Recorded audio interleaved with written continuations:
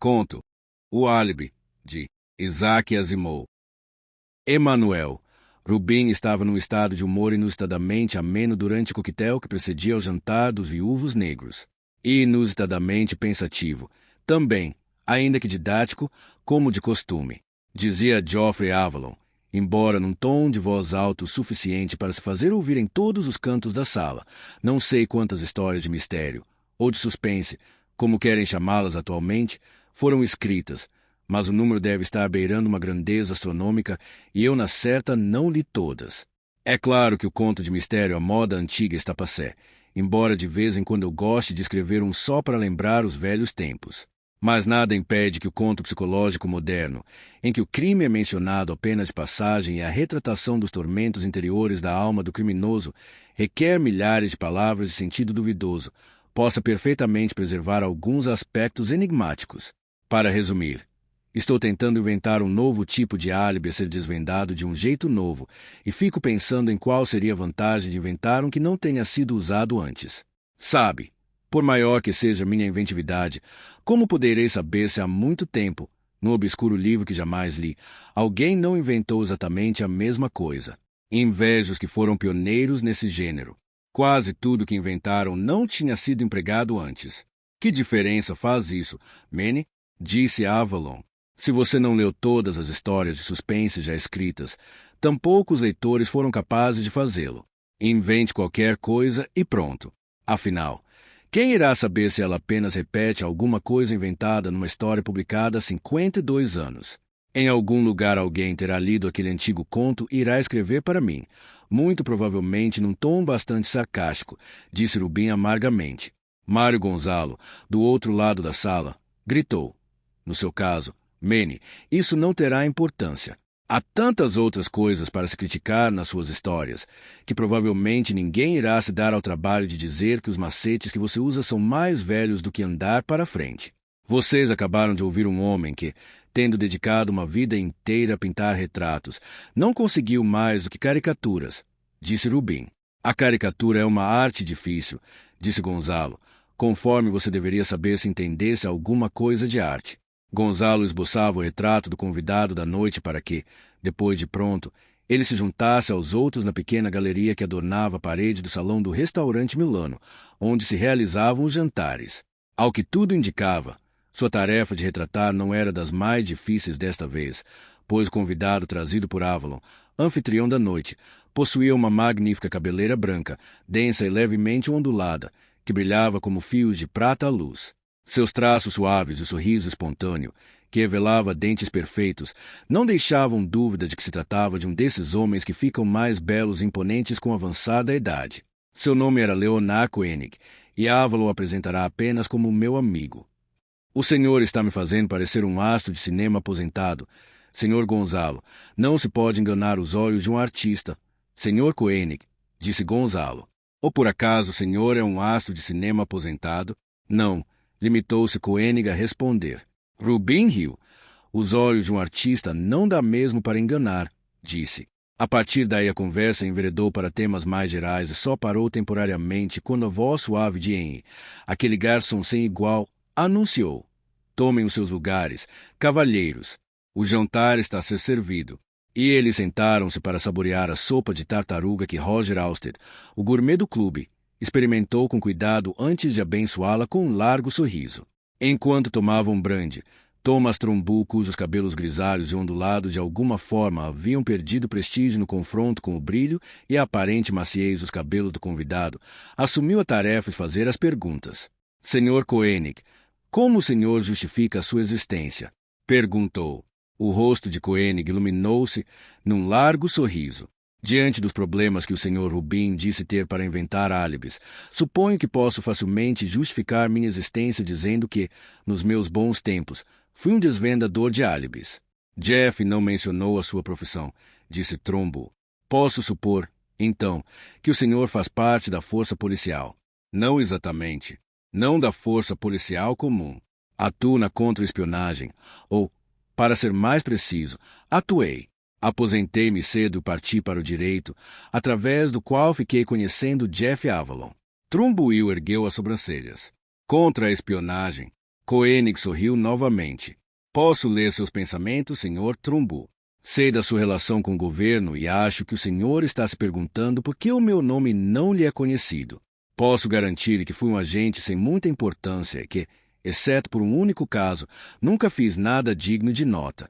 Ademais, como o senhor sabe, não faz parte da ética do departamento tornar público o nome de seus membros. O melhor meio de realizarmos nosso trabalho é na obscuridade. E, como disse, aposentei-me cedo e acabei sendo esquecido. Mas um álibi o senhor conseguiu desvendar, disse Gonzalo, impaciente. Como foi? É uma longa história, disse Koenig. Além do mais, é um assunto de que não posso tratar em detalhes. O senhor pode confiar em nós, disse Gonzalo. Nada do que é dito em qualquer reunião dos viúvos negros sai dessas 4 paredes. E isto inclui a descrição do nosso garçom, Henry, também um membro do clube. Diga a ele, Tom. Bem, é verdade, disse Trumbull, um tanto relutante. Somos todos exemplos de discrição. Mas ainda assim não posso insistir em que o senhor fale sobre coisas que não podem ser reveladas. Avalon franziu os lábios e ponderou. Não tenho certeza de que podemos agir dessa maneira, Tom. As regras dos nossos encontros são claras. O convidado deve responder a todas as perguntas e confiar na nossa discrição. Bem, olhe, Sr. Koenig, o senhor pode omitir algum detalhe que julgar demasiado delicado, disse Gonzalo. Só descreva o álibi e não nos diga como desvendou. Nós é que vamos desvendá-lo. James Drake deu um risinho. Não faça promessas apressadas, Mário. Bom, de qualquer modo a gente pode tentar, disse Mário. O senhor está sugerindo transformar isto num jogo? Indagou Koenig, pensativo. Por que não, Sr. Koenig? Disse Gonzalo. E Tom Trumbull poderá se desqualificar como participante se vier a se lembrar do caso. Duvido que venha a lembrar, disse Koenig. A coisa toda ficou restrita a umas poucas pessoas diretamente envolvidas no caso, e o Sr. Trumbull não fazia parte da mesma organização em que eu estava. Fez uma pausa e pensou por um momento. Acho que é possível fazer disso um jogo. Só que tudo aconteceu há 30 anos, e espero me lembrar de todos os detalhes. Pigarreou e começou a falar. É interessante que o Sr. Rubin tenha mencionado os contos que falam do aspecto psicológico do criminoso, pois na minha antiga profissão muita coisa dependia da psicologia do espião. Havia pessoas que traíam seu país por dinheiro, ou por rancor, ou ainda por uma obsessão sexual. De certa forma, esses são fáceis de se lidar porque suas ações não se fundamentam sobre bases muito sólidas. Se apanhados, cedem com facilidade. A cobiça é o mal maior, disse Auster com um tom de comoção na voz. E não é preciso ser espião para se cair vítima dela. O policial corrupto, o homem de negócios que burla o imposto de renda, o industrial que defrauda as forças armadas cobrando preços exorbitantes por um trabalho de qualidade inferior, todos eles conseguem prejudicar o país tanto ou mais que qualquer espião. Sim, concordou Rubin. Mas esses caras vivem berrando seu patriotismo pelos 4 cantos do país. Eles podem roubar do governo, se aproveitar da cegueira do povo, mas enquanto hastearem a bandeira no dia do soldado desconhecido e hostilizarem os estrangeiros de um jeito que até Genghis Khan ficaria acanhado, serão considerados grandes sujeitos.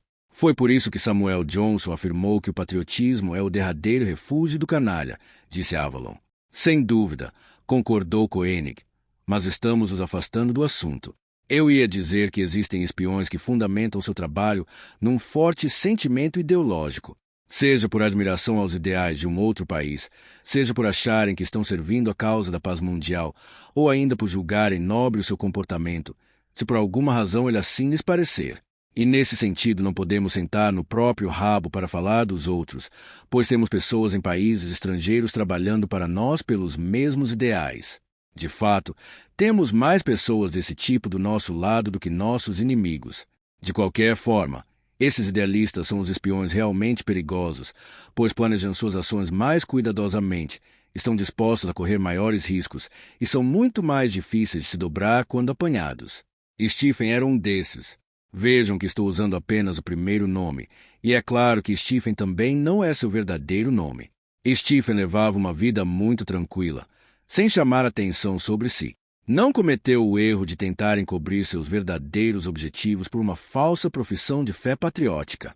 O problema é que ele tinha acesso, através de seu trabalho, graças a certas circunstâncias, a uma série de coisas que o governo americano preferia que não caíssem nas mãos do inimigo. Até aí nada de estranho, pois há muitas pessoas que conhecem certos assuntos sigilosos e a grande maioria delas é totalmente confiável. Não havia qualquer razão para se supor, portanto, que Stephen não fosse tão digno de confiança quanto qualquer uma delas. Contudo, havia certos dados que eram do particular interesse do inimigo, dados a que só Stephen tinha acesso, e ele poderia passá-los com facilidade ao inimigo. Só que, se o fizesse, as circunstâncias fariam com que todas as suspeitas recaíssem sobre ele. De fato, as evidências não deixariam dúvida de que seria ele o culpado, mas as informações eram de tamanha importância que ele tinha de obtê-las e passá-las para o outro lado. A propósito, vejam que não estou lhes fornecendo qualquer informação mais detalhada sobre os dados em questão, nem sobre a maneira através da qual ele tinha acesso a eles, e nem sobre o modo como ele faria tais dados chegarem às mãos do inimigo. Tudo isto é irrelevante para o pequeno jogo que estamos jogando. Agora deixe-me tentar me colocar na mente de Stephen. Ele sabia que tinha de realizar essa tarefa e sabia que na mesma hora iriam suspeitar dele, suspeitar seriamente. Era preciso, portanto, proteger-se de alguma forma. Não que ele temesse ser preso, pois é muito provável que fosse trocado por algum dos nossos em poder deles. Também não acho que tivesse medo de morrer, pois as circunstâncias de sua vida já lhe deviam ter ensinado a conviver diariamente com a possibilidade de morrer, e de morrer de forma violenta. Não obstante, sendo um patriota, e acho que ele poderia ser considerado um patriota, pelo menos aos seus próprios olhos, não queria ser apanhado, pois sabia que não ia ser fácil substituí-lo.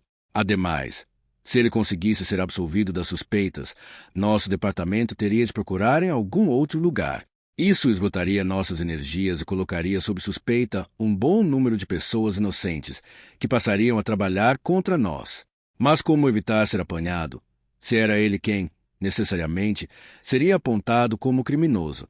Naturalmente, ele teria de estar em 2 lugares, na cidade, onde pudesse realizar sua missão, e, ao mesmo tempo, num lugar distante, de modo a dar a impressão de que não teria sido possível que ele tivesse alguma coisa a ver com o fato. E a única forma de conseguir isso seria sendo 2 pessoas. E foi da forma como vou narrar que ele conseguiu o que queria, conforme pudemos descobrir mais tarde. O país para o qual Stephen trabalhava arrumou um sósia, uma pessoa que vamos chamar de Stephen II.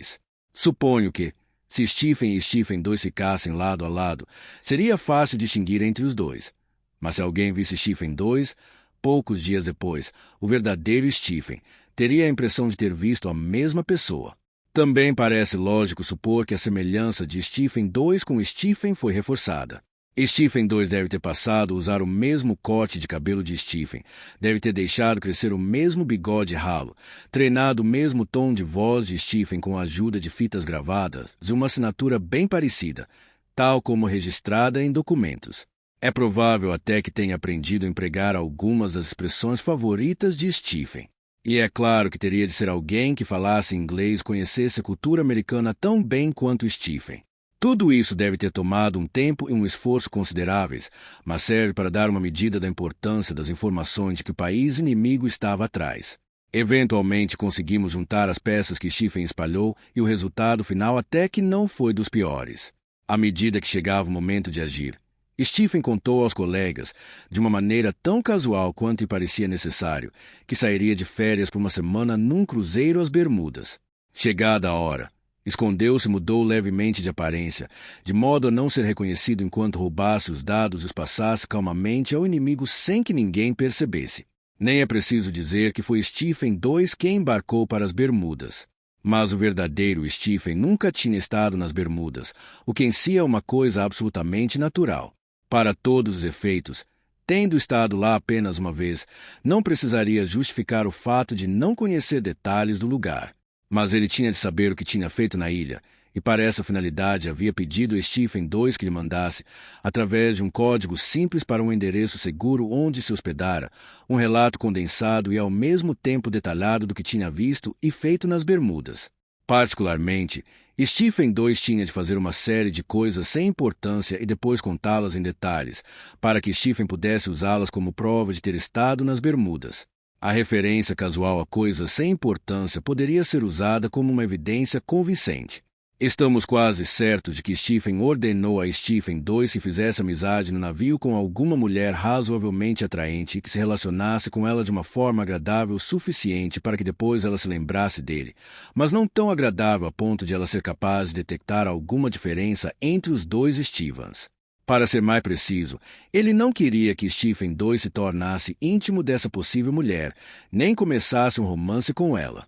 Acho que Stephen não queria se ver na situação constrangedora de não poder negar a existência de um romance a uma mulher que acreditasse ter tido um caso com ele.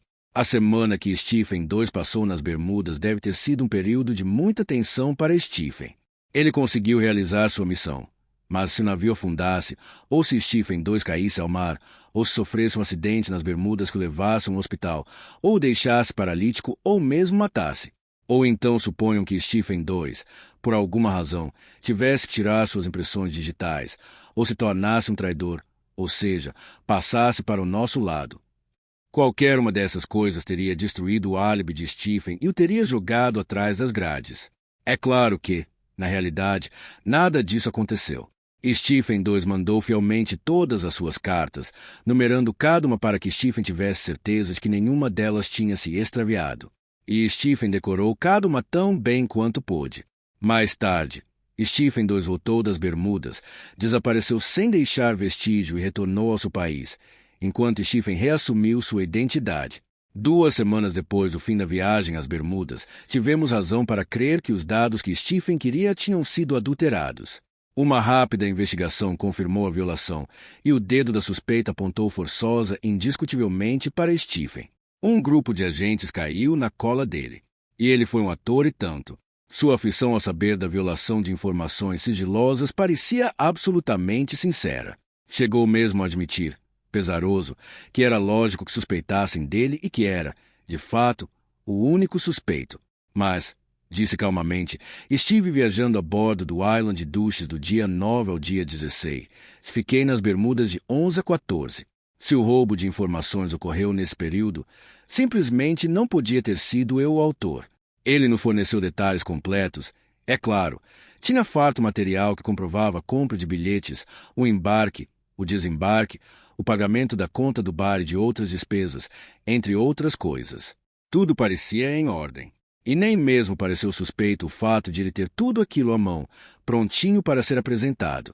Vou pedir reembolso de parte dessas despesas, por isso preciso dos comprovantes para apresentar a contabilidade, disse. Meus colegas pareciam estar propensos a aceitar aquilo e a pensar se por acaso não haveria mesmo outros suspeitos.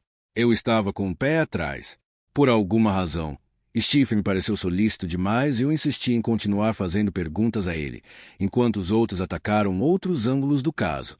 E é claro que foi esta minha grande conquista como caçador de espiões. Se eu tivesse tido 1 ou 2 outras vitórias como esta, o departamento não teria se mostrado tão disposto a me liberar quando solicitei meu afastamento. Mas não tive. Esse caso foi primeiro e único. Num segundo encontro, eu lhe disse: o senhor esteve no navio ou nas Bermudas todo o tempo entre o embarque e o desembarque? É claro que sim, respondeu. Eu estava inteiramente à mercê do navio. Não inteiramente, senhor. Ele franziu as sobrancelhas, como se tentasse entender o que eu queria dizer. O senhor está querendo dizer que eu poderia ter voado do navio até aqui, feito o serviço, e depois voltado ao navio para poder ter um álibi? Mais ou menos isso, respondi com uma expressão bem séria. Eu não poderia ter pego um avião ou um helicóptero sem me identificar. O senhor ficaria espantado de ver quantas pessoas usam falsos documentos de identidade deliberadamente. Compreendo, disse ele, mas suponho que o senhor pode verificar se algum helicóptero encontrou o navio em algum momento. Suponho, também, que o senhor pode checar cada passageiro de cada voo de para as Bermudas durante o período em que estive na ilha e ver se algum passageiro aparece inexplicavelmente em algum voo. E, em caso afirmativo, o senhor verá que se trata de uma outra pessoa. Não me incomodei em dizer a Stephen que tais investigações já estavam sendo feitas. No final, não chegaram a nada. Nossos encontros eram gravados, naturalmente, com a permissão de Stephen. Havíamos lido para ele os direitos que a Constituição lhe garante, mas ele disse que estava plenamente disposto a falar e não pediu nenhum advogado. Ele era o modelo do cidadão inocente absolutamente seguro de sua inocência, e isto de alguma forma levantou minhas suspeitas. Ele parecia bom demais, confiante demais. Foi mais ou menos por essa época que comecei a achar que ele talvez tivesse um irmão gêmeo, o que lhe possibilitaria estar aparentemente nas Bermudas, quando na realidade não tinha saído de casa. Verificamos essa hipótese também, e chegamos à conclusão de que ele não tinha irmão gêmeo e era filho único. Mas a ideia de uma outra pessoa parecida com ele continuou na minha cabeça. Enquanto esteve nas Bermudas, o senhor se hospedou no hotel ou ficou no navio? Perguntei-lhe num outro encontro. Fiquei hospedado no próprio navio. O senhor já tinha estado nas Bermudas? Por alguma razão as pessoas conhecem o senhor por lá? Foi minha primeira viagem às Bermudas. Existe alguém que possa testemunhar que o senhor esteve no navio todos os dias? Há alguém que possa testemunhar que o senhor esteve mesmo nas Bermudas todas as vezes em que deixou o navio? Ele hesitou. Fiz aquele cruzeiro sozinho. Não fui com nenhum amigo. Afinal, eu não tinha a menor ideia de que, bem, nem me passava pela cabeça, e como poderia imaginar que um dia eu tivesse que provar que estava no navio? Um meio sorriso se desenhou sobre o meu rosto. Afinal, aquilo também parecia engenhoso demais. O senhor não vai me dizer que se enclausurou o tempo todo e que, quando saía, andava sorrateiramente pelos cantos sem falar com ninguém? Eu disse. Não, não, respondeu ele, parecendo desconcertado. Para ser franco, até que eu fui bastante solícito com meus companheiros de viagem, mas não posso garantir que alguma das pessoas com quem me relacionei casualmente se lembraria de mim. A não ser. Continue. A não ser quem?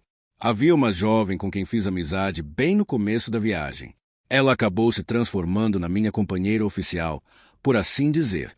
Tomávamos juntos as refeições do navio e fizemos juntos muitos passeios nas Bermudas.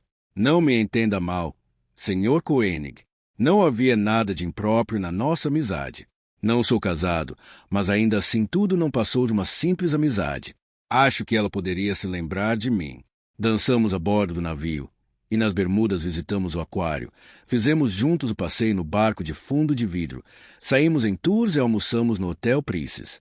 Essas coisas que todo mundo faz. Só que ela ia à praia sozinha. É que eu preferia evitar o sol. O senhor a via todos os dias. Ele pensou por um momento. Sim, todos os dias.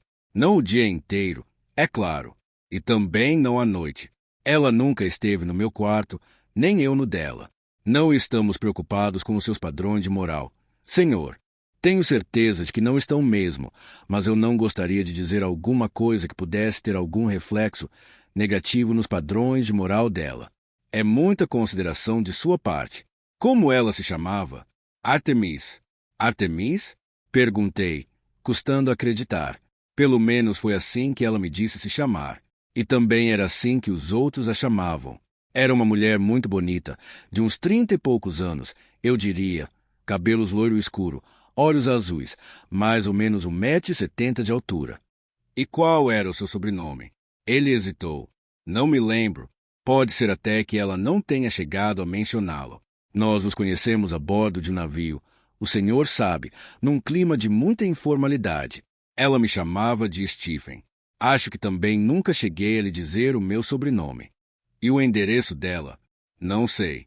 Pelo jeito de falar parecia ser de Nova York, mas não tenho certeza. O senhor poderá verificar a lista dos passageiros do navio naquela semana. Certamente ela estará na lista e eu diria que as chances de haver duas Artemis são virtualmente nulas. Com certeza eles devem ter seu nome completo e endereço. Desliguei o gravador naquele momento e o adverti de que, conforme tinha sido estabelecido, ele continuaria confinado em seu apartamento durante a fase de interrogatório, mas se qualquer coisa de que precisasse seria providenciada e que arranjaríamos alguém para realizar, no lugar dele, algumas tarefas e compromissos rotineiros.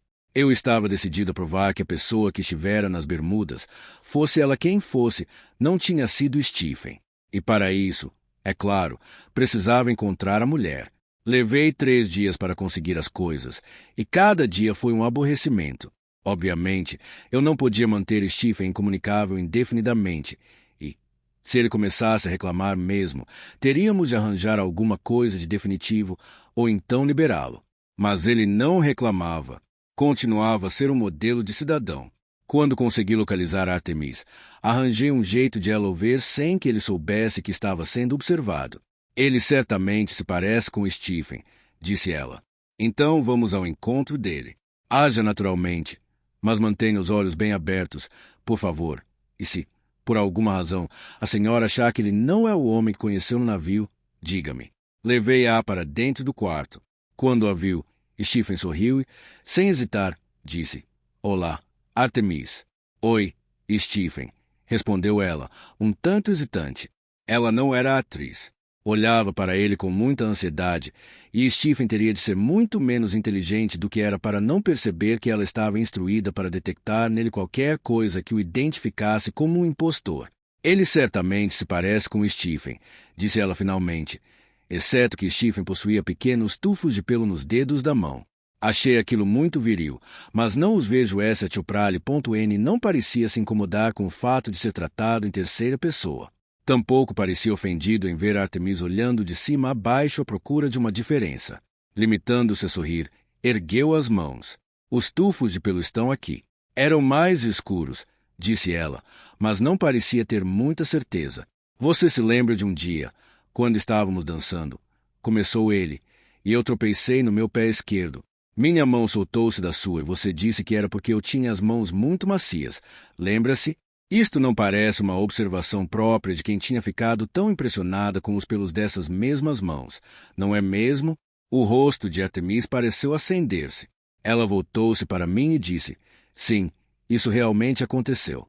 E você se lembra de que eu me desculpei por ser um dançarino desajeitado, e você insistiu em que eu dançava muito bem? Só que eu sabia que você só estava sendo gentil e não queria que eu me sentisse mal. Lembra-se, Artemis? Sim. Eu me lembro, respondeu ela, aliviada. Como vai, Stephen? Fico feliz por ser você mesmo. Obrigado por me reconhecer, Artemis, disse ele. Eu estaria numa grande encrenca se você não me tivesse reconhecido. Espere um pouco, interrompi um tanto irritado. Senhorita Cataldo, não tire conclusões precipitadas. É este seu sobrenome, Artemis? Eles me perguntaram, mas eu não sabia. Você nunca me disse. Fiz-lhe um sinal para que ficasse quieto. Faça-lhe algumas perguntas. Sorta, Cataldo. Coisas pequenas, detalhes que ele deve saber responder. Artemis ruborizou. Stephen, alguma vez você me beijou? A pergunta pareceu deixar Stephen um tanto embaraçado. Uma vez, só uma vez. Foi no táxi, Artemis. Lembra-se? Não deixei que ela respondesse. Os detalhes, Stephen. E nada de gaguejar, disse asperamente. Ele balançou os ombros. Estávamos num táxi a caminho do Lago Hospital, um refúgio de pássaros que Artemis queria ver. Artemis caçou de mim porque eu disse que era muito agradável estar saindo com uma moça que achava mais interessante ir a um santuário ecológico do que a uma danceteria. Ela me disse que na semana seguinte eu já teria me esquecido dela e que não me lembraria sequer do seu nome. Ao que eu repliquei: O quê? Esquecer Artemis, a virgem caçadora. Estendi a mão para alcançar o vidro do lado esquerdo do carro, onde ela estava sentada, e nele escrevi o seu nome. O dia estava muito úmido, e a umidade depositada sobre o vidro formara uma fina película. E o beijo? Perguntei. Bem, eu estava sentado à direita de Artemis, disse Stephen, e passei o braço pela frente dela para alcançar o vidro onde queria escrever o seu nome. Meu braço esquerdo estava apoiado na parte de trás, sobre o encosto do banco do carro. Mostrou-me que queria dizer esticando o braço por detrás de uma acompanhante imaginária e depois esticando a mão direita pela frente dela, de modo que, no fim, parecia tê-la abraçado. Eu tinha acabado de escrever o nome quando, não sei por que motivo, o motorista do táxi fez uma manobra brusca. Meu cotovelo quase bateu na cabeça dele. Para evitar que isto acontecesse, apoiei-me com firmeza nos ombros de Artemis. Foi puro reflexo, mas quando dei por mim eu a tinha nos braços. E continuava a demonstrar. Naquela posição irresistível, não pude me controlar e a beijei. Mas sinto dizer que o beijo foi no rosto. Olhei para a mulher. E então, os olhos dela faiscavam. Foi exatamente assim que aconteceu. Sr. Koenig, este é Stephen. Sem dúvida nenhuma. Tenho certeza absoluta. E acrescentou num tom solene. Identifico este homem como que esteve comigo a bordo do navio e também nas Bermudas. Stephen sorriu, e tive a impressão de ver um leve toque de triunfo em seus lábios. Muito bem. Se a senhora quiser, pode ir. Senhorita Cataldo, eu disse. E é esta a história. Coene parou de falar e olhou para os viúvos negros com as sobrancelhas arqueadas. E esta história. Explodiu Gonzalo. Pensei ouvir o senhor dizer que havia desmascarado o álibi. E desmascarei mesmo. Só que vocês me pediram para descrever o álibi e disseram que vocês mesmos iriam desvendar o mistério. E o senhor não omitiu nada, nada de essencial, respondeu Koenig. Avalon pigarreou e disse, presumo que o senhor tenha encontrado Stephen II. Isto quebraria o álibi. Sem dúvida, concordou Koenig. Mas sinto dizer que Stephen II jamais foi encontrado. Seria possível que esta senhorita não sei o que tivesse sido paga para representar esse papel? Perguntou Halstead. Ou por acaso ela estava mentindo? Se estava, disse Koenig, não encontramos nenhuma evidência para refutar o que ela nos disse. De qualquer modo, o álibi foi quebrado por um motivo que não tinha nada a ver com o que ela disse ou deixou de dizer. Algum dos senhores já esteve nas Bermudas? Fez-se um silêncio geral. Finalmente, Gonzalo disse, levaram-me para lá quando eu tinha mais ou menos uns 4 anos de idade. Não me lembro de nada. O senhor está sugerindo que Stephen errou na descrição de algum dos lugares onde disse que esteve? Perguntou Trombu. Por acaso não existia esse tal refúgio de pássaros que ele mencionou, ou Hotel Princess, ou algo assim? Não, ele descreveu corretamente todos os lugares. Não conseguimos encontrar erro nenhum, pelo menos no que respeita à geografia e aos pontos turísticos. De novo fez-se silêncio, desta vez quebrado por Drake. Henry, há alguma coisa nessa história que faça algum sentido para você? Henry, que acabará de voltar da estante onde ficavam as obras de consulta do clube, disse, pensativo. Não posso falar com conhecimento de causa, pois também nunca estive pessoalmente nas Bermudas.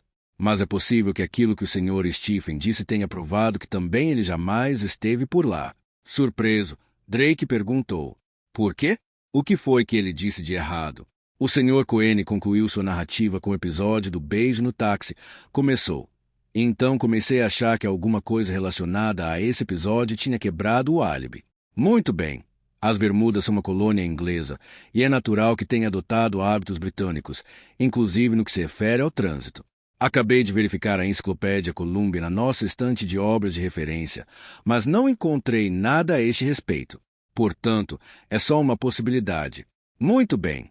Se nas Bermudas o tráfego é orientado sempre para a esquerda, como é na Grã-Bretanha, os carros têm que ter a direção e, portanto, o motorista do lado direito do assento dianteiro, como na Grã-Bretanha. Nos Estados Unidos, com o tráfego todo orientado pela direita, tanto a direção quanto o motorista ficam do lado esquerdo. Ora, se o Sr. Stephen estava sentado à direita da jovem e estendeu o braço pela frente dela para alcançar o vidro da janela do lado esquerdo, onde queria escrever o nome dela, dificilmente ele quase bateria com o cotovelo na cabeça do motorista, quando este fez uma manobra brusca. O motorista estaria do outro lado. Presumo que Stephen II tenha contado ao Sr. Stephen o incidente do beijo, mas não mencionou nada sobre a posição da direção do carro e do motorista, achando que isto fosse do conhecimento do Sr. Stephen. O Sr. Stephen acrescentou o detalhe do motorista para dar maior verossimilhança à narrativa, e foi aí que cometeu seu grande erro, pois é claro que o Sr. Coene percebeu tudo na mesma hora. Coene recostou-se em sua cadeira e sorriu, admirada. Muito bem, Henry. Ora, não é nada, disse Henry.